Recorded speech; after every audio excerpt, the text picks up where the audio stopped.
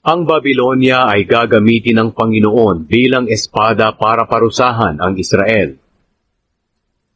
Ika-21 Kabanata.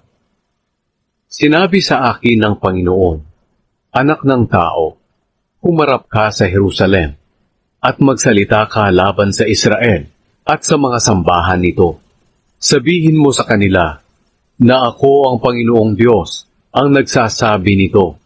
Kalaban ko kayo. Bubunutin ko ang aking espada, at papatayin ko kayong lahat, mabuti man o masama.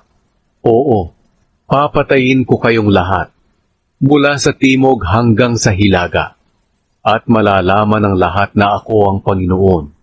Binunot ko na ang aking espada, at hindi ko ito ibabalik sa lalagyan, hanggat hindi natatapos ang pagpatay nito. Kaya anak ng tao, umiyak ka ng may pagdaramdam at kapaitan. Iparinig sa kanila ang pag-iyak mo.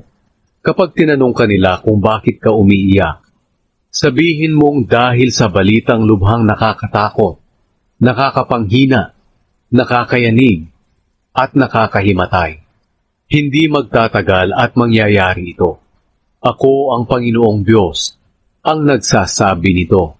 Sinabi pa ng Panginoon sa akin, Anak ng tao, sabihin mo ang ipinapasabi ko sa mga tao. Sabihin mong ako ang Panginoon ang nagsasabi nito. Hinasa ko na ang espada ko para patayin kayo. Pinakintab ko ito ng husto para kuminang na parang kidlat. Ngayon, matutuwa pa ba kayo? Kukutyain niyo pa ba ang mga turo at pagdidisiplina ko sa inyo? Hinasa ko na't pinakintab ang espada, at nakahanda na itong gamitin sa pagpatay. Anak ng tao, umiyak ka ng malakas, at dagukan mo ang iyong dibdib, dahil ang espadang iyon ang papatay sa mga mamamayan kong Israel, pati na sa kanilang mga pinuno. Isang pagsubok ito sa mga mamamayan ko.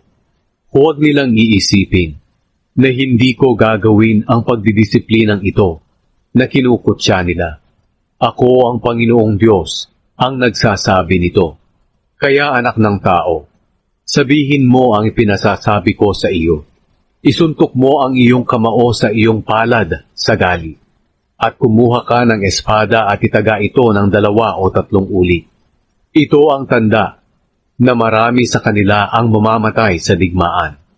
Manginginig sila sa takot, at maraming mamamatay sa kanila. Ilalagay ko ang espada sa pintuan ng kanilang lungsod para patayin sila. Kumikislap ito na parang kidlat at handang pumatay. O espada, tumaga ka sa kaliwa at sa kanan. Tumaga ka kahit saan ka humarap. Isusuntok ko rin ang aking kamao sa aking palad, nang sa gayoy mapawi ang galit ko. Ako ang Panginoon, ang nagsasabi nito. Sinabi sa akin ng Panginoon, Anak ng tao, gumawa ka ng mapa, at iguhit mo ang 200 sa mapa, na siyang dadaanan ng hari ng Babylonia na may dalang espada. Ang daang iguguhit mo ay magsisimula sa Babylonia. Maglagay ka ng karatula sa kanto ng 200, para malaman kung saan papunta ang bawat daang ito. Ang isa ay papuntang Raba, ang kabisera ng Amon. At ang isa naman ay papuntang Jerusalem, ang kabisera ng Huda, na napapalibutan ng mga pader. Sapagkat tatayo ang hari ng Babylonia sa kanto ng 200 na naghiwalay, at aalamin niya kung aling daan ang dadaanan niya sa pamamagitan ng palabunutan ng mga palaso, pagtatanong sa mga Diyos-Diyosan, at pagsusuri sa atay ng hayop na inihandog. Ang mabubunot ng kanyang kamay ay ang palasong may tatak na Jerusalem. Kaya sisigaw siya at mag-uutos na salakayin ang Jerusalem at patayin ang mga mamamayan doon. Maglalagay siya ng malalaking troso na pangwasak ng pintuan ng Jerusalem. Tatambakan nila ng lupa ang tabi ng pader ng lungsod para makaakyat sila sa pader. Hindi makapaniwala ang mga taga-Jerusalem na mangyayari ito sa kanila dahil may kasunduan sila sa Babylonia.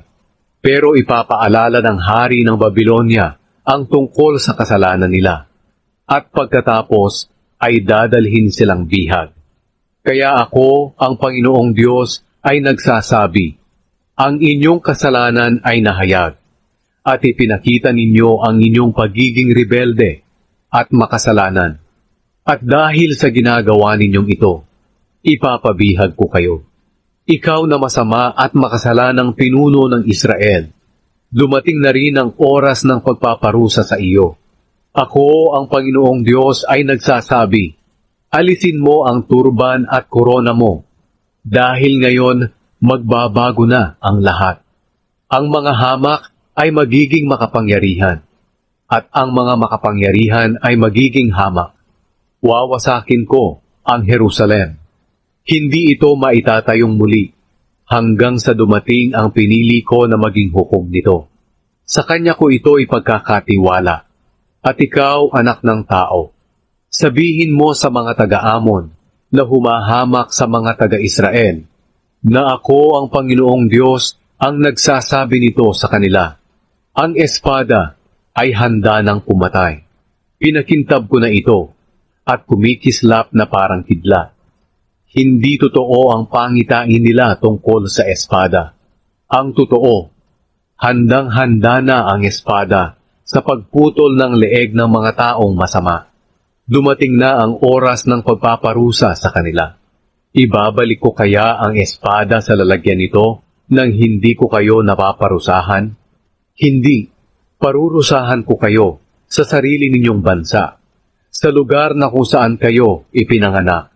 Ibubuhos ko sa inyo ang matindi kong galit at ibibigay ko kayo sa malulupit na mga tao na bihasang pumatay.